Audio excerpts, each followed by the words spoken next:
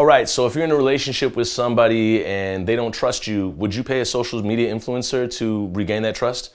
Absolutely not. That's what I thought. But that's what City Council wanted to do with the people during the trial of Derek Chauvin.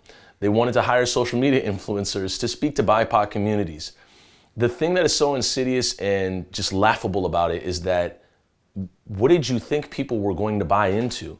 If you're selling a message and selling propaganda that we know that you bought, then why would we buy into it?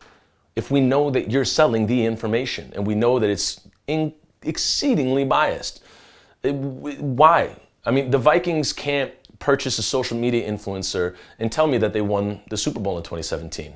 You just can't do that because I wouldn't believe it because I saw the Super Bowl. So what City Council, the Minneapolis City Council tried to do, essentially what they're trying to do is pivot you away from the truth. When people film in the streets, the power of film is something that is undoubtedly one of the most powerful narratives that we've seen in our lifetime and possibly will see in the history of humanity. And when you see films of what happened to black bodies that get brutalized and publicly executed by law enforcement, your conscience makes up its mind. It says, wow, that's wrong. That should not have happened. Okay. But now here comes the city to possibly steer you to say, well, maybe what you saw isn't true. And essentially tries to change your mind. And a lot of people, some press reached out to me and folks asked me, well, are they going to reach out to you to be one of the influencers? And I said, I hope they don't waste their time. Would never in lifetimes ever think of taking on that or saying yes to that. No, absolutely not. Anybody with integrity should just not take that job.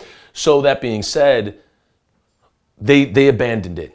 The problem is that they tried it anyways. Y'all really thought you were going to try us with this and we were going to buy into it.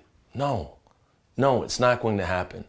So essentially what I'm trying to deliver to y'all is that the trust is so bad between elected officials and the people of Minneapolis and maybe wherever city you're at, that they tried to buy social media influencers and created a $1.2 million package to influence and create a different narrative for you to buy into.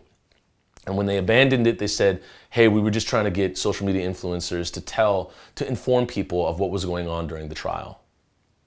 Shame on City Council. Shame on the elected officials that thought that was a good idea. And yes, you should have abandoned it. And to build trust with the community, it starts with listening to the community. And that's what y'all should have been doing in the first place.